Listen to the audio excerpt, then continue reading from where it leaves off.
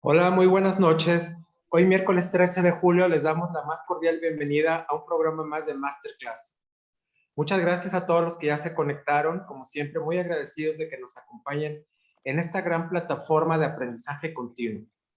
Hoy con un tema muy interesante que está denominado como neoplasia intraepitelial anal. En unos momentos más me permitiré presentar a nuestra ponente del día de hoy. Mientras tanto, les quiero recordar que pueden seguirnos a través de nuestras redes sociales, como es Facebook, Instagram, Twitter.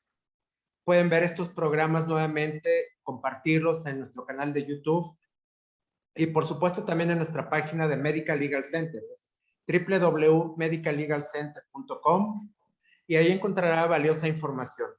Asimismo, cualquier contacto que usted quiera tener con nosotros es a través del correo atención.mlc@gmail.com, atención sin acento.mlc@gmail.com, y con todo gusto escucharemos sus comentarios si tiene alguna propuesta, alguna temática o quiere proponernos algún expositor, que vale la pena aclarar, todos aquellos expositores que nos acompañan en estos programas lo hacen de una forma totalmente altruista, sin ningún afán de lucro, con el único propósito de compartir su conocimiento, su tiempo, por lo cual muy agradecidos con todos ellos.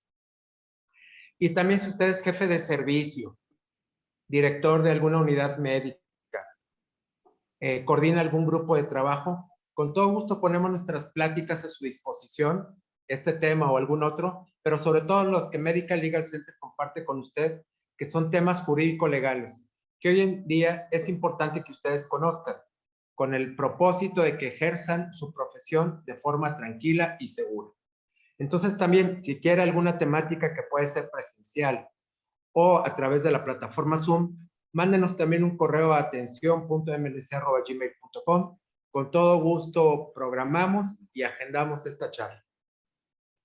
Asimismo, le recordamos que La Voz del Residente se transmite lunes, martes, jueves y viernes, solamente un programa ahora por semana, y los miércoles solamente tenemos Masterclass. Así es que el próximo miércoles esperamos nuevamente en un programa más de Masterclass, y lunes, martes, jueves y viernes en La Voz del Residente. Esta gran comunidad que sigue creciendo y que son los futuros especialistas de nuestro país. Así es que con todo gusto, por favor, corre la voz, comparta, y si conoce residentes, invítenos a participar como ponentes o como escuchas. También quiero agradecer a la plataforma y al Facebook de Yo Soy Médico 17, quien amablemente nos deja transmitir a través de su Facebook Live para que esta charla pueda llegar a más profesionales de la salud. Muchas veces ustedes se encuentran en un consultorio, en el hospital, y es a través del Facebook y de su teléfono que pueden escucharnos. También pueden ver nuestra plática en un par de horas después a través de Facebook y YouTube. Y bien, pues ahora sí quiero dar paso a la presentación de nuestra ponente del día de hoy, a quien agradecemos su valiosa participación y le damos la más cordial bienvenida. Nuestra ponente del día de hoy, como les decía, nos va a hablar de neoplasia intraepitelial anal. Ella es la doctora Evelyn del Rocío López Íñiguez. Es médico cirujano y partero por la Universidad de Guadalajara. También es especialista en cirugía general, realizando su especialización en el Hospital Civil Fray Antonio del Cal. Y actualmente es residente de subespecialidad, en este caso de coloproctología, también en el Hospital Civil Fray Antonio del Cal. Pues bien, hoy miércoles 13 de julio, nuevamente damos la bienvenida a la doctora Evelyn. Muchas gracias, doctora. ¿Cómo está? Buenas noches. Hola, buenas noches. Muy bien, Armando, muchas gracias.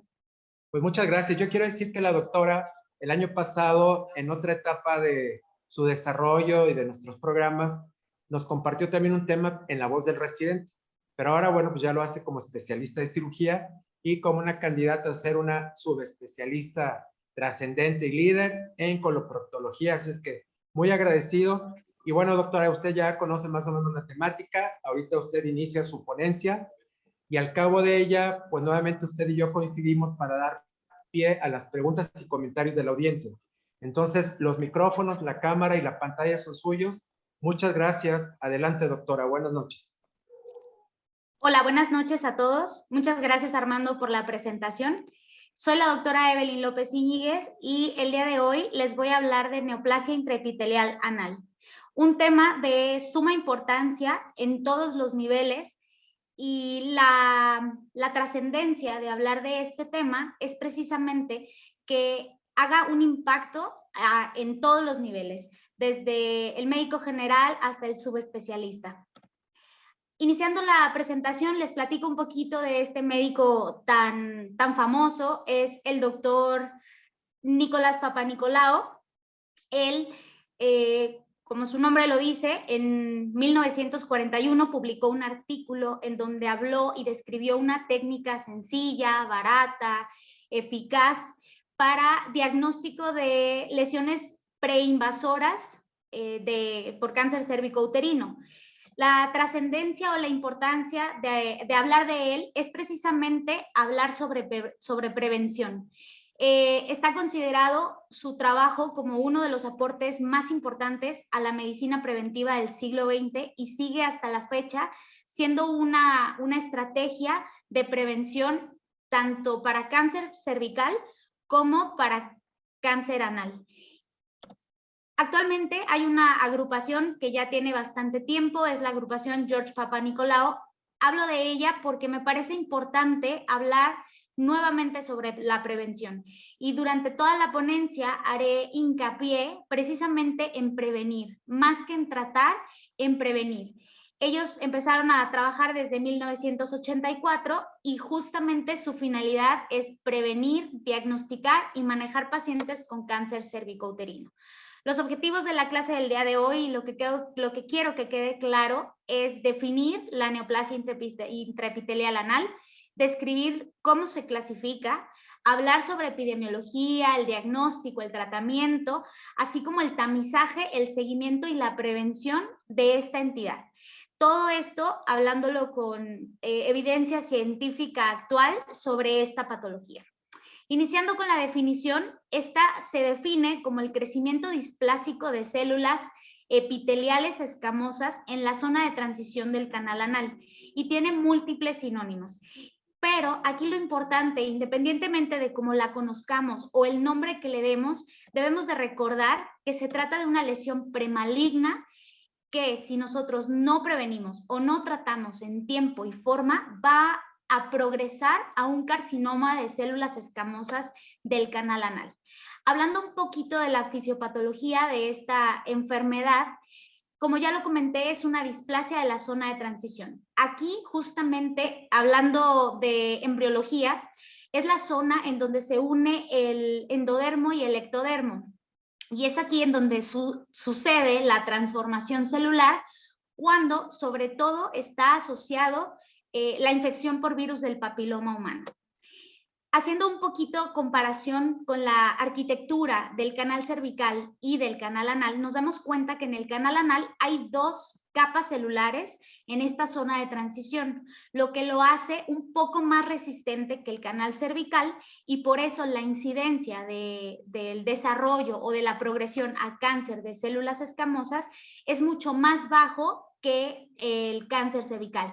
Y vemos que justamente en un corte histopatológico de un canal anal de un feto, tenemos estas dos líneas celulares que expresan CK7 y P63 con la capacidad de ser una barrera un poco más, para no permitir el paso de manera tan sencilla del virus del papiloma humano. Hablando de factores de riesgo para el desarrollo de esta entidad, están los hombres no circuncidados, tener relaciones sexuales con hombres no circuncidados. El número de parejas sexuales es directamente proporcional al riesgo, es decir, entre más parejas sexuales, mayor riesgo de desarrollar o tener una neoplasia intraepitelial anal y que el primer contacto sexual haya sido a edad temprana. ¿Esto por qué? Porque entre más temprano suceda esto, más riesgo tenemos de exposición al virus del papiloma humano.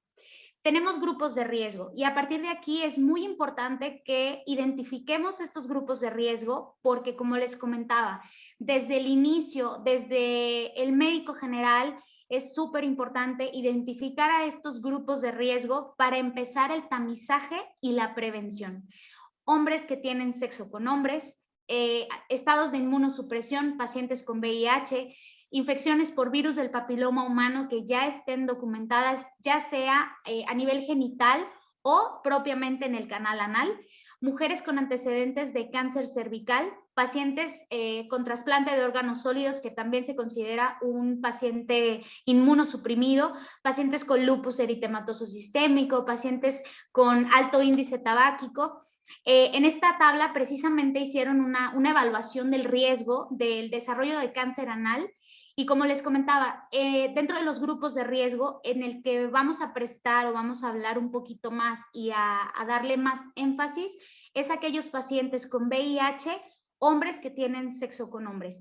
¿Por qué? Porque su riesgo es casi del 50% en comparación con el 2% de la población general. Entonces, aquí es en donde debemos de empezar a implementar acciones para evitar el desarrollo de un cáncer de células escamosas. En este estudio que se buscó investigar la asociación del virus del papiloma humano asociado a lesiones neoplásicas o lesiones intraepiteliales en hombres que tuvieron sexo con hombres, se hizo una revisión sistemática en donde se concluyó que aquellos hombres VIH positivos que tienen relación hombre con hombre, esto aumenta la incidencia anual de cáncer anal. Esta se elevó, previamente estaba o se reportaba de 22 en 100,000, ahora está en 78 por cada 100,000, lo que nos habla y se refleja en la gráfica lateral que efectivamente la tendencia actual es a que vaya en aumento este diagnóstico y esta patología. Ellos también concluyeron que la prevalencia de la neoplasia intraepitelial de alto grado en pacientes con VIH positivo era de un 29%, versus los pacientes VIH negativos, que era del 21%, y la incidencia de cáncer anal en aquellos VIH positivos, como les comenté, casi llegaba al 50% o 45.9 por cada 100,000 por año, a diferencia de 5 por cada 100,000 en aquellos que no tienen VIH. Por eso la importancia de hablar de esta población de riesgo y tratar de disminuir la aparición de estas lesiones y la progresión. En este estudio también, un estudio prospectivo que se realizó del 2013 al 2015, precisamente intentando hacer el screening para cáncer anal en pacientes VIH positivos y VIH negativos, pero que ambos tenían sexo hombre con hombre, se incluyeron 284 pacientes en donde se identificó la asociación directa de VPH-VIH para el desarrollo o la progresión a cáncer anal. Se reporta una incidencia de VPH en el 85% de esta población y en el 88% de aquellos pacientes VIH positivos. Y se vio que efectivamente la progresión en ellos fue mucho mayor. La citología se reportó anormal en el 46% de estos pacientes y es claro que los porcentajes son mucho más elevados en aquellos pacientes VIH positivos. Por eso es importante que no perdamos de vista esta asociación VIH-VPH, neoplasia intraepitelial y posterior riesgo de progresión a cáncer de ano. En este estudio también se identificó ¿qué va a pasar con aquellos pacientes VIH positivos, pero que no son hombres que tienen sexo con hombres, sino que son mujeres y son heterosexuales? Se llegó a la misma conclusión de que efectivamente todos los porcentajes son más elevados en aquellos pacientes VIH positivos que tienen relaciones hombre con hombre, a diferencia de los porcentajes que son un poco más bajos siendo mujer y siendo heterosexual, a pesar de la infección por VIH. Hablando un poquito de la epidemiología de esta entidad, el cáncer anal de células escamosas para el 2016 se consideraba la 26ª neoplasia maligna más común en Estados Unidos. Esta representa entre el 1 y el 2% de los tumores gastrointestinales, afectando a 1.8 por cada 100,000 individuos, a diferencia de 1975, que solo se reportaba en el 0.8. lo que nos da esta tabla en la que se evidencia efectivamente que los nuevos casos van con tendencia a la progresión y al aumento, llevan un aumento progresivo y cada vez se está presentando más en mujeres. La tasa de nuevos casos se reporta entre el 2 y el 3% por año en los últimos 10 años, entonces se ha visto que sí tenemos tendencia a que vaya a la alta. En cuanto a los grados de neoplasia, que hablaremos un poquito más adelante sobre esta clasificación, se reporta que del 6 al 22% de las mujeres con displasia intraepitelial cervical o genital también tienen una neoplasia intraepitelial anal. Por esa razón también se consideran dentro de los grupos de riesgo. Una neoplasia intraepitelial grado 3 o displasia severa tiene una tasa de conversión del 9 al 13% en 5 años. Por eso la importancia de diagnosticarlas en tiempo y evitar la progresión. La tasa de conversión reportada para pacientes con VIH es de 1 en 600, a diferencia de los pacientes VIH negativos, que solo se reporta en 1 en 4000. Como les comentaba y ya vimos, además de los factores de riesgo, la asociación del virus del papiloma humano con el VIH y el desarrollo de neoplasia intraepitelial están de la mano. Este es un virus de ADN bicatenario, este suele infectar epitelios mucosos y cutáneos e induce la proliferación celular, por eso la importancia de esta infección. Se dice que hasta el 75% de la población general va a tener o va a contraer algún tipo de VPH en algún momento de su vida. Aquí lo importante es que haya cambios a nivel celular en esta zona de transición y que generalmente se da a nivel del canal anal y a nivel del canal cervical. Tenemos más de 100 serotipos de VPH, hablando específicamente de 40 serotipos asociados a transmisión sexual.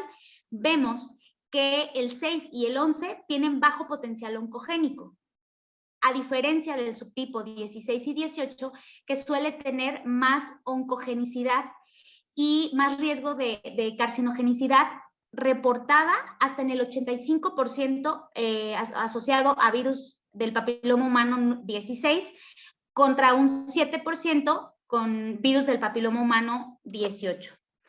¿Cómo es el ciclo del VPH? ¿O cómo es que se va a llegar a este cambio epitelial, a esta displasia epitelial? Tiene 4 fases. En la primera fase o fase de aclaramiento o eliminación puede tener una fase de infección productiva en donde suelen aparecer las verrugas o lesiones macroscópicas. Tiene un periodo de latencia y tiene un periodo de persistencia. En este esquemita vemos que justamente en esta zona hay replicación en el epitelio, después hay una invasión basal a los queratocitos y aquí nos interesa la persistencia. La fase de aclaramiento puede pasar de 1 a 3 años para que el virus se elimine y no haya ninguna repercusión. Sin embargo, en el momento en el que se presenta una persistencia, ya hay una alteración en el genoma de la célula, generando disregulación en los oncogenes E6 y E7, dando o apareciendo en este momento las lesiones intraepiteliales de alto, bajo grado o neoplasias intraepiteliales que si no tratamos o no vigilamos van a llegar al desarrollo de carcinoma de células escamosas. Aquí está un poquito más esquemático, vemos justamente la fase de aclaramiento en donde hasta el 60% de los pacientes pueden tener esta regresión o esta fase de aclaramiento y no presentar ninguna alteración. Sin embargo, en aquellos pacientes en donde se queda esa fase de persistencia, se dice que aproximadamente a los 10 años va a haber una lesión ya invasiva que en algún momento podría tener algo de regresión, pero más adelante vamos a hablar precisamente de eso, de que la regresión es en un bajo porcentaje. Y ya habiendo esta invasión, ya hay cambios celulares, ya hay displasia y el riesgo es mayor. El virus del papiloma humano se asocia a casi todos los cánceres de cuello uterino, se asocia al 95% del cáncer anal, por eso la importancia de hablar de esta asociación. al 65% el cáncer vaginal, 50% el cáncer de vulva y el 35% el cáncer de pene. Esta es la clasificación más adecuada o la que más utilizamos, que por sus siglas significa lesiones intraepiteliales del tracto urogenital, en donde vemos de este lado un epitelio normal, un epitelio acomodado, un epitelio sin alteraciones en las células, que cuando ya se presenta una lesión intraepitelial de bajo grado, ya sean condilomas o una neoplasia intraepitelial grado 1, ya hay algo de displasia, aparecen los coilocitos. En este periodo se considera una fase de infección. Cuando esta fase progresa a una lesión intraepitelial de alto grado, ya sea grado 2 o grado 3, ya presenta displasia moderada o severa. Ya hay cambios celulares importantes, ya hay alteración en la maduración de las células y aquí es en donde puede empezar a haber algún problema en la replicación y aparecer o desarrollar el cáncer anal. Esta es la clasificación ya unificada: lesiones de bajo grado, lesiones de alto grado. Las lesiones de bajo grado, aquellas que incluyen condilomas o lesiones de células inespecíficas, neoplasia intraepitelial grado 1, y las lesiones de alto grado, grado 2 y grado 3. Y aquí vemos un esquemita y vemos la diferencia del epitelio de una lesión de bajo grado con una lesión de alto grado, en donde vemos una replicación celular mucho más importante. En cuanto a la progresión, es importante que sepamos que una vez establecida, es muy raro que tengamos regresión.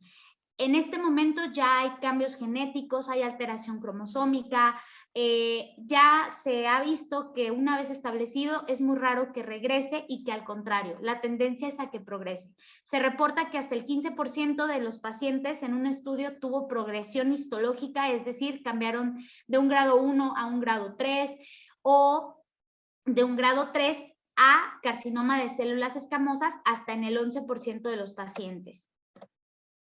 Y aquí vemos justamente esa progresión en una tabla en donde vemos que los porcentajes son bastante importantes. Por eso no debemos permitir que estas lesiones progresen. Debemos de considerar los factores de riesgo y realizar un tamizaje adecuado para disminuir el riesgo de cáncer de células escamosas. En cuanto a la presentación clínica, ¿cómo podemos diagnosticar a nuestro paciente? Tenemos 3 opciones. El paciente que es asintomático, pero que por el simple hecho de tener un factor de riesgo o estar dentro de los grupos de riesgo, deberíamos de hacerle el tamizaje. ¿Por qué? Porque muchos van a ser asintomáticos. Cuando hay lesiones macroscópicas, como las imágenes del lado derecho, es evidente que hay una condilomatosis anal, es mucho más sencillo llegar al diagnóstico.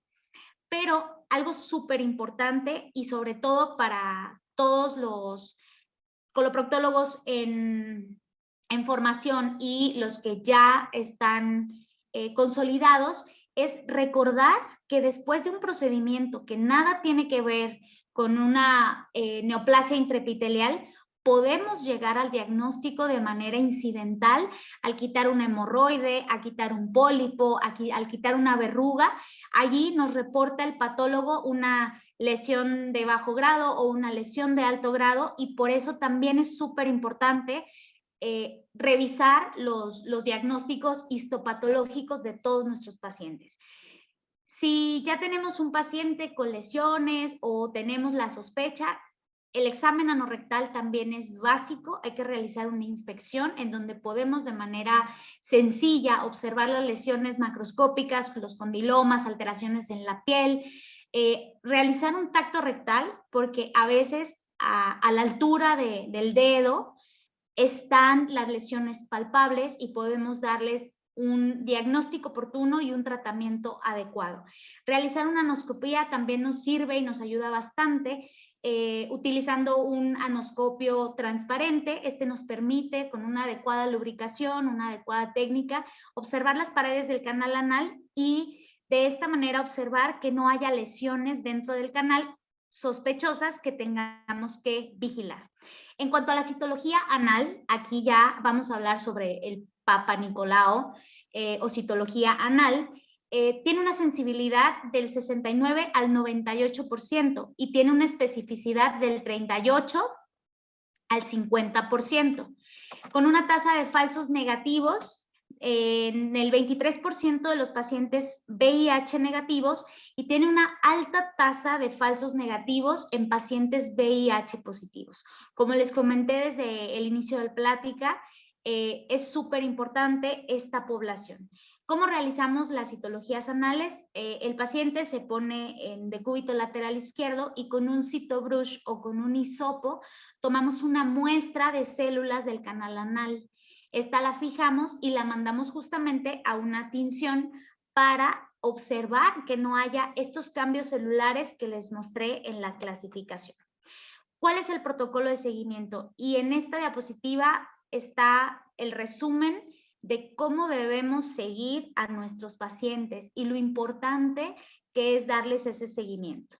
Una vez que les hicimos citología anal, obviamente ya identificamos a aquellos pacientes con factores de riesgo, pacientes con población de riesgo. Si el resultado no sale normal, la indicación en pacientes VIH positivos es repetir este estudio entre 6 y 12 meses después. En VIH negativos tenemos un poquito más de tiempo para repetirla entre 12 y 24 meses.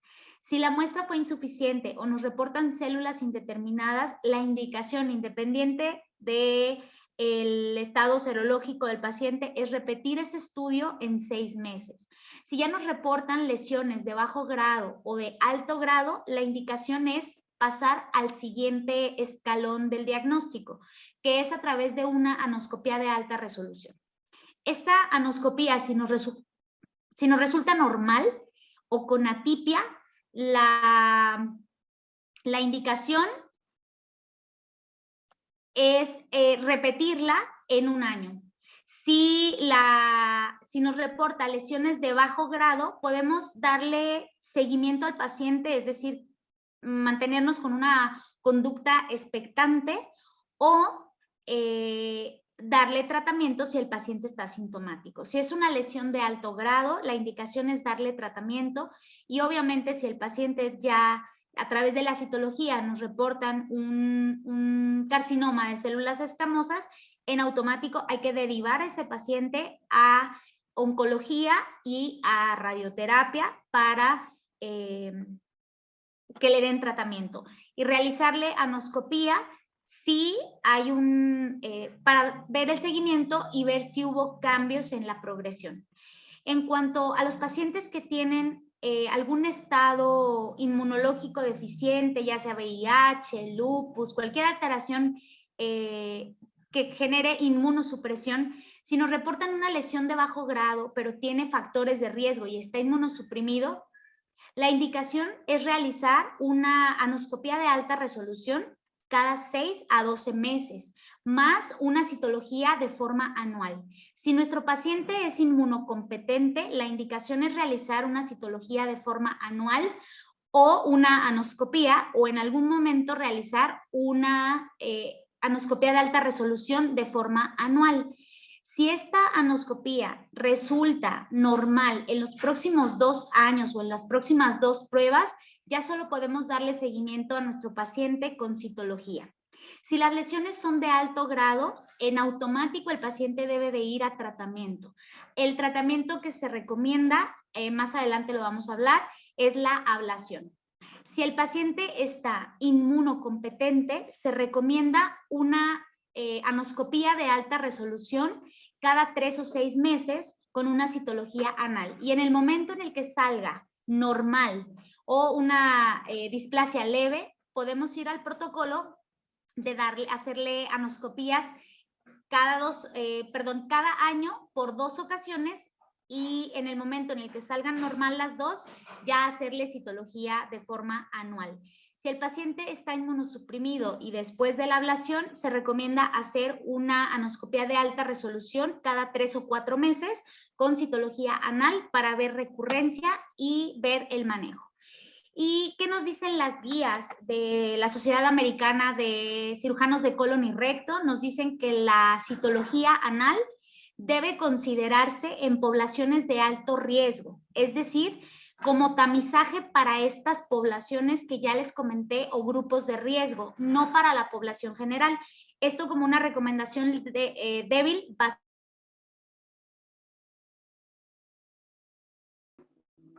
Una disculpa, voy a compartirles nuevamente la presentación. Bueno, aquí estábamos hablando sobre la prueba de ADN para virus de papiloma humano. Esta no se recomienda de forma rutinaria, tiene una alta sensibilidad, pero la especificidad de esta prueba es baja. Y esta suele aumentar cuando se asocia a virus del papiloma humano 16 y 18. Las guías, ¿qué es lo que nos dicen sobre estas pruebas? Que en realidad no se recomiendan como de uso rutinario solas, sino como complemento a la citología anal. Y esto lo podemos ver en este estudio en el que precisamente estaban investigando la sensibilidad y la especificidad de las diferentes pruebas y vemos cómo los porcentajes aumentan cuando las combinamos o cuando las utilizamos juntas. En cuanto a la anoscopía de alta resolución, esta es el estándar de oro para la detección de lesiones intraepiteliales. Esta nos permite, a diferencia de la citología, que solo es una muestra celular, esta nos permite examinar de forma visual el canal anal, la zona de transición y la piel perianal. Y nos ayuda a identificar tejido que podemos utilizar o tomar para biopsia. Esta tiene un valor predictivo positivo para detectar lesiones de alto grado del 79.8%, una sensibilidad del 59 al 100% y una especificidad del 66 al 74%, razón por la que es la prueba de oro o el estándar de oro para el diagnóstico de este tipo de lesiones. Aquí vemos un breve video en donde les voy a ir explicando la técnica. Es una anoscopía previa a lubricación, anestesia. Se tiñe la región con ácido acético al 5%, se deja esa gasita impregnada y se vuelve a introducir el anoscopio para identificar lesiones acetoblancas o acetorreactivas. Las lesiones acetorreactivas se refiere a que el ácido acético las pinta y nos permite identificarlas para tomar las biopsias. En el siguiente video es justamente, ya una vez identificando la línea pectínea, vemos que este paciente pinta ciertas lesiones blanquecinas asociadas a infección por virus del papiloma. Muy bien, entonces, lamento mucho lo de la conexión. ¿Qué dice la guía sobre la anoscopía de alta resolución? Esta se puede considerar como una opción de detección para pacientes de alto riesgo de cáncer. En cuanto al tamizaje, las sociedades nos recomiendan que la citología anal se haga en pacientes con factores de riesgo, ya que no se ha visto que haya mucha evidencia de reducir el riesgo. Ahora, el tratamiento. ¿Cómo nos vamos a manejar con estos pacientes? Podemos mantenernos con una conducta expectante, es decir, mantenerlos en vigilancia y no darles ningún tipo de tratamiento, manejarlos con tratamientos tópicos, manejarlos con ablación en cualquiera de sus modalidades, electrocauterio, coagulación infrarroja, radiofrecuencia, o manejarlos con cirugía. En cuanto a la conducta expectante, algunas lesiones, como les comenté, en la fase de aclaramiento se van a eliminar o desaparecen de forma espontánea. Esto puede ser la mejor opción para aquellos pacientes con displasias leves o de bajo grado. Y mantener a estos pacientes con una vigilancia estrecha por 4 a 12 meses. En cuanto a los agentes tópicos, podemos utilizarlos como terapia única o como tratamiento en conjunto. Tenemos varias opciones, tenemos el imiquimod, el fluoracilo, el ácido tricloroacético, el cidofovir, y esto se ha reportado una tasa de respuesta hasta del 61% en pacientes VIH positivos. Y las guías nos recomiendan esos tratamientos con un seguimiento estrecho y a largo plazo como una buena opción para el manejo de pacientes con este diagnóstico. En cuanto a la ablación, esta se puede utilizar al momento de realizar la anoscopía de alta resolución, es decir, puede ser diagnóstica y terapéutica. No hay evidencia de que alguna modalidad sea mejor que la otra, es decir, no hay evidencia de que el cauterio sea mejor que la radiofrecuencia. Y las tasas de respuesta se reportan hasta más del 75%, lo que lo hace un buen tratamiento.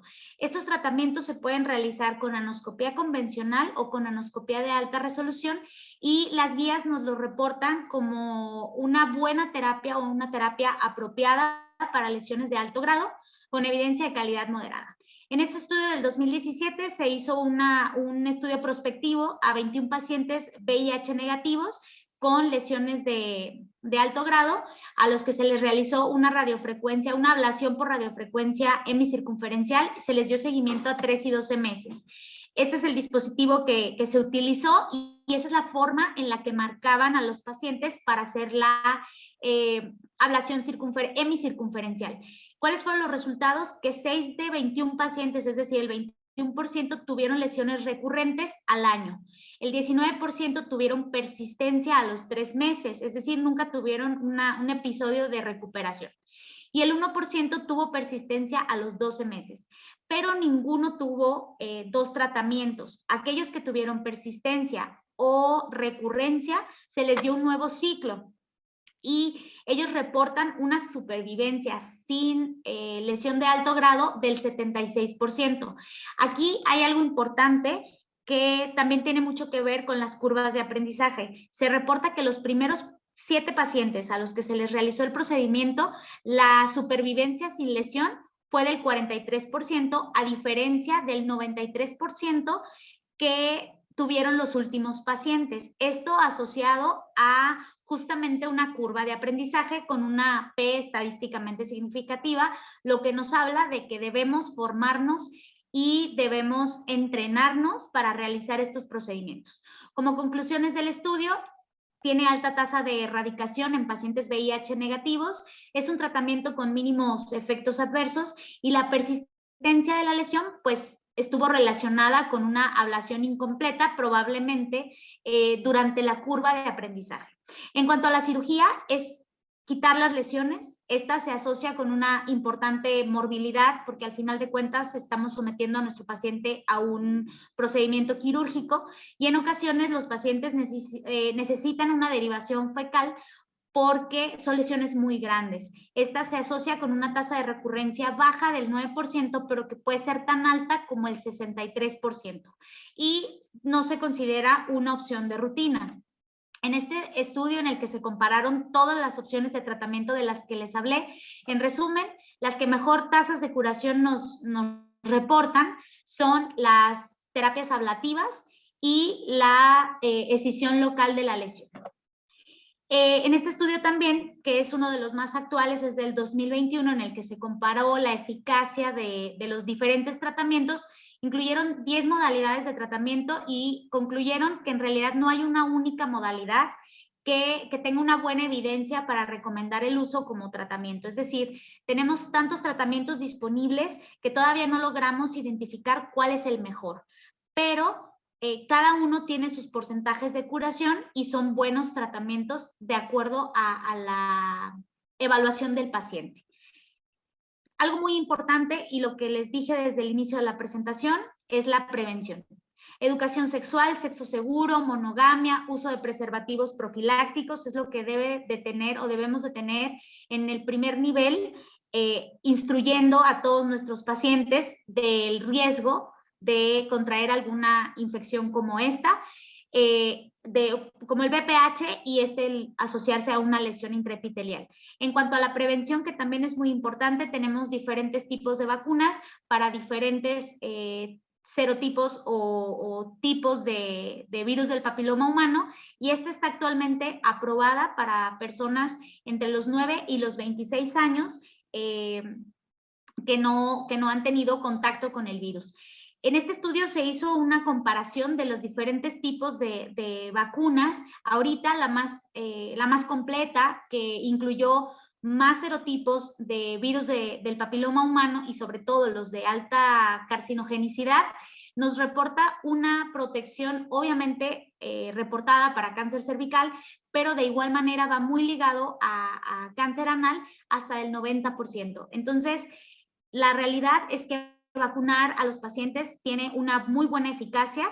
Se redujo el riesgo de enfermedades cervicales y vulvares a 0.1 por cada 1000 con la aplicación de la vacuna nonavalente, y se ha visto que en pacientes hombres, sexo con hombres, la vacuna tetravalente reduce las tasas de lesiones intraepiteliales. Aquí es un punto muy importante. En este estudio se hizo una comparación precisamente de la vacuna contra placebo, en donde se incluyeron mujeres con VPH y hombres, sexo con hombres con VIH. ¿Y qué se dieron cuenta? Que en estos pacientes, en resumen, las vacunas no tienen evidencia de que tengan eficacia, por lo que la vacunación está recomendada para prevención primaria, es decir, aquellos pacientes que no han tenido contacto con el virus del papiloma humano y aquellos pacientes que no tienen una infección por VIH o que no tienen un estado de inmunosupresión. La Sociedad Americana de Cirujanos de Colon y Recto está de acuerdo en estas conclusiones, porque ellos no recomiendan la vacunación en este tipo de pacientes porque no se ha visto que tenga realmente un cambio. Se ha visto que la recurrencia y la aparición de las lesiones es exactamente la misma con placebo que con la vacuna. Esto basado en evidencia de calidad alta. En este estudio también se hizo esa investigación de qué tanto funcionaba la vacuna, pero en este caso solamente se incluyeron hombres que tienen sexo con hombres sin VIH. Y los resultados fueron que la vacuna es una buena estrategia en este tipo de pacientes que no tienen ese estado de inmunosupresión. En este último estudio también checaron la eficacia de vacunar a nuestra población, es del 2020, y se dieron cuenta que sí hay una disminución en la prevalencia del virus de papiloma humano 16 y 18, hasta en el 83% de las mujeres de 13 a 19 años y el 66% de las mujeres de 20 a 24, lo que nos vuelve a recordar que vacunar a la población menor de 26 años sí está recomendado con evidencia de calidad alta. Por último, este es un algoritmo de manejo, se los voy a decir de manera muy breve. Aquel paciente que ya diagnosticamos con una lesión de alto grado, hay que darle tratamiento y repetirle estudios de tamizaje para ver la respuesta al tratamiento. Aquellos pacientes que salieron con lesiones normales con resultado normal o lesiones de bajo grado, si son inmunocompetentes, hay que regresarlos al primer nivel. Nosotros como coloproctólogos o manejo de tercer nivel, hay que regresarlos al primer nivel y que allá le den el seguimiento con sus estudios de tamizaje y tacto rectal. Si el paciente es inmunosuprimido, sí debe quedarse con nosotros y debemos estarle haciendo anoscopías de alta resolución cada 12 meses hasta que salgan de manera continua los resultados normales o lesiones de bajo grado y empezar a espaciar estos estudios cada año o más tiempo de acuerdo a la evolución del paciente. Para concluir con esta presentación, la neoplasia intraepitelial es una lesión premaligna para el desarrollo de carcinoma de células escamosas anales. La clasificación actual solamente es en 2 grados, lesiones de bajo grado o lesiones de alto grado. La neoplasia intraepitelial anal está estrechamente relacionada con el virus del papiloma humano, sobre todo con subtipos que tienen alto riesgo de carcinogenicidad, hasta en el 85% el virus del papiloma humano 16. Se presenta con mayor frecuencia en grupos considerados de riesgo, siendo los principales hombres, sexo con hombres, VIH positivos, casi hasta el 50% de los pacientes. Las tasas de conversión, ya se las había comentado, son tasas importantes, son tasas altas, por lo que diagnóstico temprano y prevención es la base del manejo de esta entidad. Las tasas de nuevos casos de cáncer de células escamosas va a la alta, lo vimos en cada una de las gráficas que presenté, que todo va hacia la alta. La citología es un excelente estudio que podemos realizar en un consultorio con una buena sensibilidad y buena especificidad.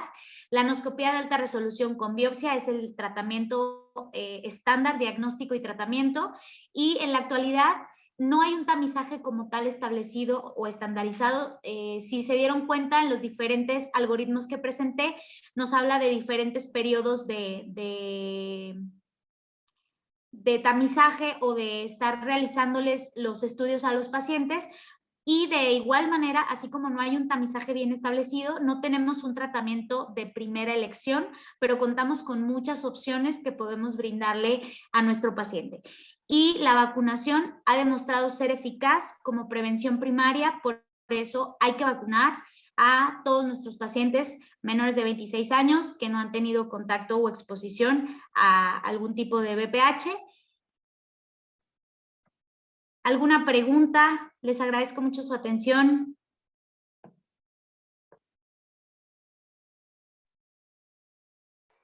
Doctora Evelyn, buenas noches nuevamente, muchas gracias. Pues si nos ayuda a dejar de compartir pantalla y vamos a dar paso a los comentarios que nos hace la audiencia. Claro que sí. Muchas gracias. Bueno, yo a manera particular quiero señalar que queda claro la importancia del trabajo que tenemos que realizar en México, bueno, ustedes los profesionales de la salud, para también contar con investigaciones mexicanas, porque bueno, usted presentó algunos estudios realizados hace 4 o 5 años y fuera del país. Y yo creo que estamos en condiciones de poder tener una injerencia, los especialistas como usted, con ginecólogos, patólogos, y generen esta información que desafortunadamente, como usted mencionó en sus primeras láminas, pues es algo que va en aumento. Y la otra, pues que a partir de ello se generen guías y protocolos que alcancen a los 3 niveles. Y por supuesto después campañas educativas que nos ayuden a prevenir. Que yo creo que eso es algo que usted subrayó muy bien, la prevención. Pero bueno, ese era mi comentario en particular. Ahora pasamos a los comentarios de todos los que nos hacen favor de escuchar. Bueno, por supuesto, recibe muchas felicitaciones, saludos. Y el primer comentario, ¿cuántos subtipos hasta el momento de BPH existen documentados y cuántos de ellos asocian infección genital y anal? Nos lo pregunta Nayeli Martínez Castillo. Bueno, hasta hace poco se conocían 100, pero ya hay más de 140 y 40 son los que están asociados a infecciones del tracto urogenital. Sobre todo el 6 y el 11, que se asocian a lesiones verrugosas o aparición de condilomas o lesiones dérmicas, y el 16, el 18, el 31, el 35, el 52, que son los que se asocian más o que tienen más riesgo de carcinogenicidad, es decir, a desarrollo de cáncer de cervix o desarrollo de cáncer de células escamosas anales. Muy bien, en este sentido, ¿cuál sería su propuesta?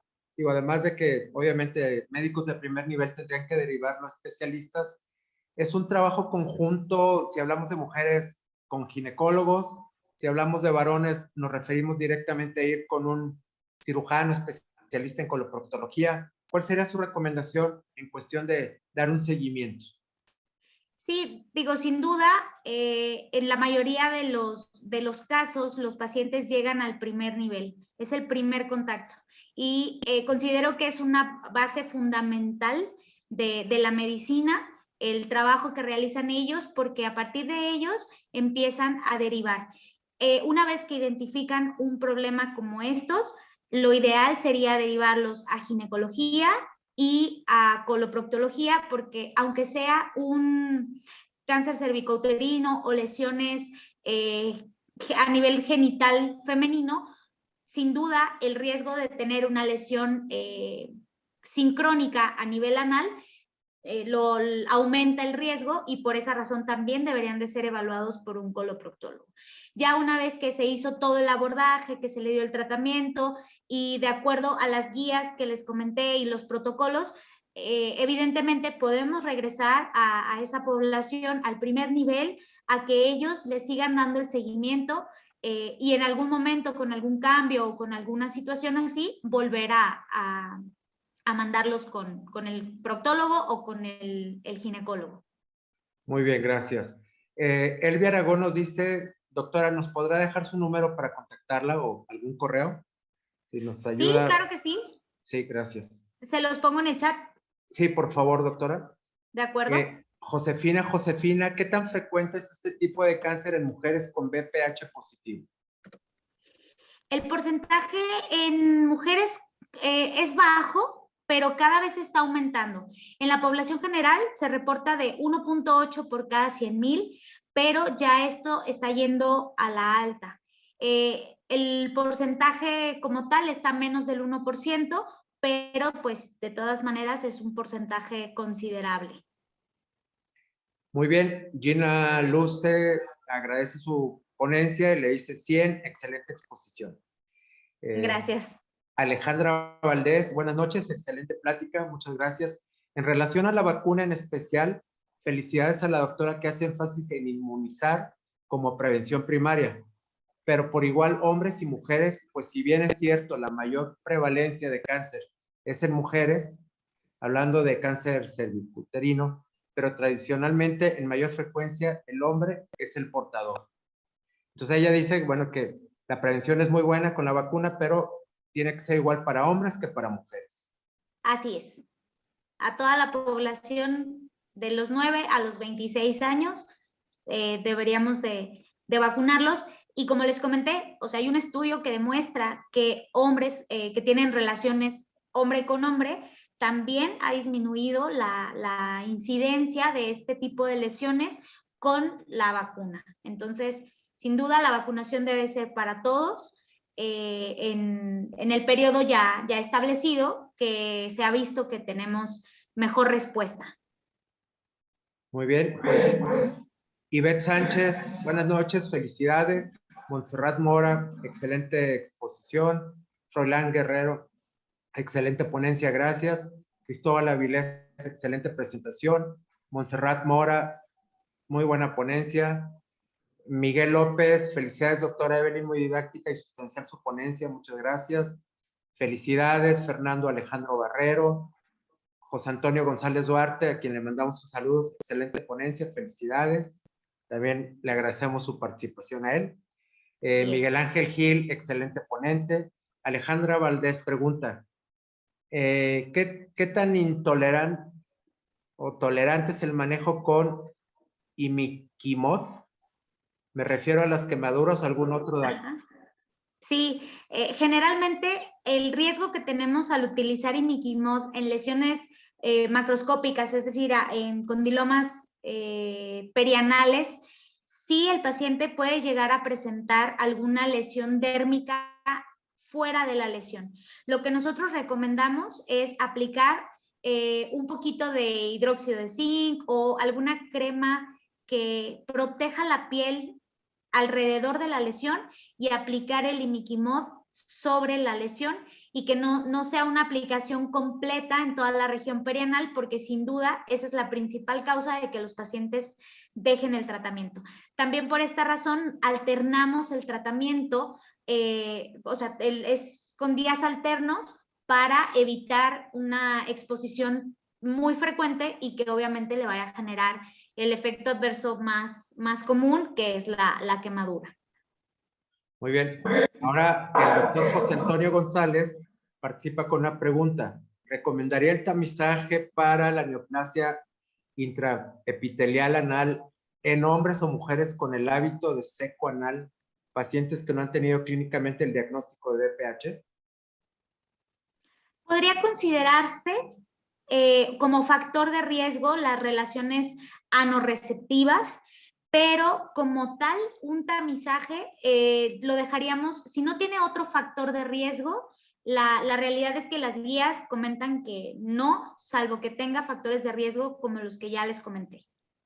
Muy bien. Fernando Alejandro Barrero, ¿cuál es la técnica para tomar biopsia anal? ¿Se utiliza anestesia? Sí, por ejemplo, en la técnica de la ablación por radiofrecuencia, de la que les presenté uno de los artículos, el paciente está bajo sedación, se infiltra con ropivacaína, bupivacaína. Ya una vez infiltrado, que es anestésico local, se hace la resección de la lesión. Siempre es con anestesia y obviamente con una anoscopía, ya sea anoscopía convencional o anoscopía de alta resolución. Dice el doctor Roberto Acosta, así como el cáncer cervicouterino, el anal es casi siempre relacionado con infección por VPH de alto grado. Sí, hasta el 95% de los cánceres anales están asociados a la infección por VPH. Ok.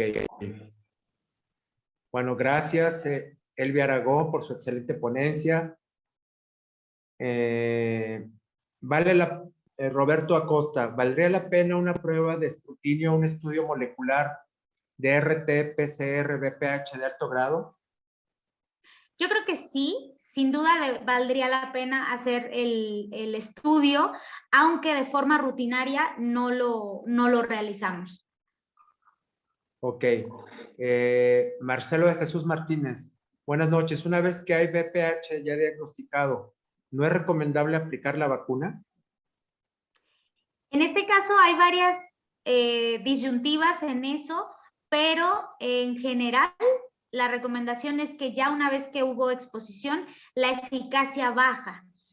Probablemente tú estuviste expuesto a virus del papiloma 11 y para ese ya no va a haber ninguna, digamos, nada que hacer, por decirlo de alguna forma, pero las vacunas no solamente tienen para ese virus. Entonces se ha visto que a lo mejor no te va a ayudar para ese, pero te va a proteger del resto. Entonces, no es como que no se recomiende, pero sí debemos de identificar a qué caso lo vamos a aplicar. Muy bien. Para Isabel Labra, buenas noches. Importante información y de gran ayuda para nuestra práctica diaria. Felicidades. ¿Dónde se encuentra la vacuna nanovalente para virus de VPH?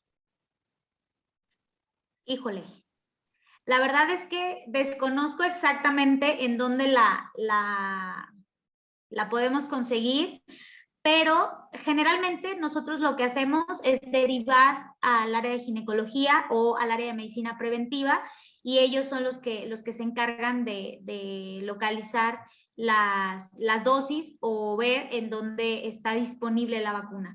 Ahorita está escasa, por ejemplo, la que tenemos disponible en el hospital no ha habido, entonces pues también estamos en espera de que vuelva a tener en existencia para seguir derivando pacientes a medicina preventiva. Muy bien. El último comentario, pregunta es de Susana Novelo, que nos dice, cuando la respuesta positiva al ácido acético es demasiado extensa, ¿de dónde se sugiere tomar la muestra? En este caso, como les comentaba, además de realizar una prueba con ácido acético, también se recomienda continuar el estudio con la aplicación de Lugol. En ocasiones, por ejemplo, la línea pectínea, todo el tiempo, con el ácido acético suele marcarse o suele pintarse.